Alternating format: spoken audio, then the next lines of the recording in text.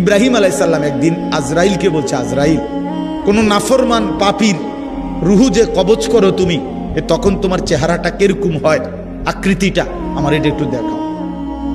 হযরত ইব্রাহিম আলাইহিস সালামকে আজরাইল বলছে, আল্লাহর কসম হে নবী, আপনি সহ্য করতে পারতেন না, আপনি এটা দেখতে চাইেন না।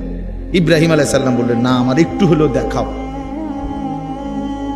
তো আজরাইল এই বিভৎস আকৃতি, মানে নাফরমানের জান কবজ করার সময় উনার যে চেহারার আকৃতি হয়, এই চেহারাটা ধরে ইব্রাহিম আলাইহিস সালামকে দেখাইলেন। বিশ্বাস করেন, এই কিতাবে আছে, ইমাম কুরতুবীর কিতাব। ইব্রাহিম আলাইহিস সালাম একটা চিৎকার মাইরা বেহুশ হয়ে গেছে। হুঁশ আসার পরে ইব্রাহিম আলাইহিস সালাম বললেন, আল্লাহর কসম, আয় আল্লাহ, মালিক আপনার কসম, কবরের আযাব, জাহান্নামের আযাব কোন নাফরমানের জন্য কিছুই লাগবে না, শুধু আজরাইলের এই ভয়ানক দৃশ্য জান কবজের সময় একবার দেখলেই তার সারা জিন্দেগীর নাফরমানির শাস্তির জন্য এটাই যথেষ্ট।